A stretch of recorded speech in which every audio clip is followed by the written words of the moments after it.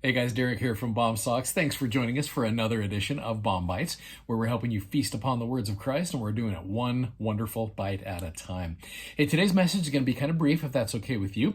I want to introduce you to a guy who I would call one of the best supporting actors in the Book of Mormon. Wouldn't that be cool if there was like Academy Awards? Best hero, best bad guy, best supporting actor, best actress. That would be a lot of fun to have with this. But I love how this guy right here, I think, has a good chance of winning best supporting actor. His name is Amulek. So Amulek is a resident of the city of Ammonihah, and today I just want to introduce him to you. There's a lot of layers to this man, and we're going to get into that tomorrow. However, I just want to introduce a little principle right here that I've been thinking a lot about here for the last few minutes. So keep in mind that in chapter 8, Alma had he was discouraged. He'd been doing so well as a missionary, and all of a sudden he hits Ammonihah, and they're spitting on him, they're reviling him and kicking him out of the city. And then the angel says, sorry, you got to go back, pal. And he speedily runs back into the city. I can only imagine, here's Alma just praying like crazy. Oh, Heavenly Father, help me to be able to find something, some sort of silver lining in here. I imagine how much his heart is beating as he's going back into another way into the city right there. And as he goes through the back, he meets this guy. In verse 19, it says, as he entered the city, he was an hungered. Keep in mind, he has been fasting for many days. He said to a man, and now I don't know if he just comes up to, I don't know if the Spirit said, go to that man. I don't know if it's the first guy he sees, but he goes unto a man. Will ye give an humble servant of God something to eat? It's funny, whenever I see that verse, I don't know why I think this, but I remember years ago how you put verses on a mission plaque. There's some kid that I knew who put that verse on his mission plaque. Can you imagine seeing this young man? Will you give a humble servant of God something to eat? I love that. I think it was kind of funny. But anyway, he goes to this guy. He's like, I'm hungry. Is there any way you can feed me? Verse number 20. The man said unto him, I'm a Nephite. I know you're a holy prophet of God.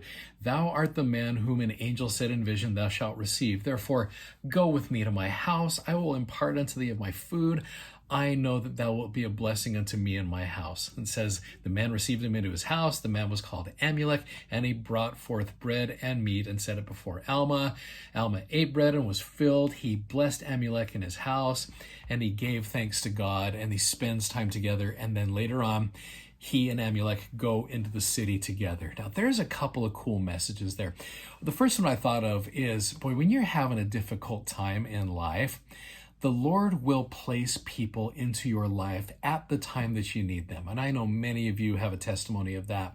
I would love to hear them. Maybe in the comments of wherever you're watching this, I would love to hear who you believe the Lord put into your life at a time that you really needed them. There's a cool little quote from President Spencer W. Kimball where he addresses this very thing. He says, God does notice us, he watches over us, but it is usually through another person that he meets our needs. Therefore, it is vital that we serve each other in the kingdom. And that's just, I love that, how when we are struggling, here was Alma just having a low point in his life. An angel shows up, tells him, go back into the city. Go back into the city. And in the meantime, I imagine the same angel goes to Amulek and says, you got a prophet of God coming. And again, we'll talk more about that exchange tomorrow. But Amulek is ready, and he is ready to be able to feed Alma. I love that. Another thing is, it's so cool that the Lord allows other people to shoulder that burden with you. I think of Joseph Smith when he was carrying the burden around of being the only guy who saw the plates, and the Lord brings Oliver Cowdery into his life. And when Oliver finally gets to see them, Joseph is elated. In fact, some of you maybe have heard the story when Joseph goes back home.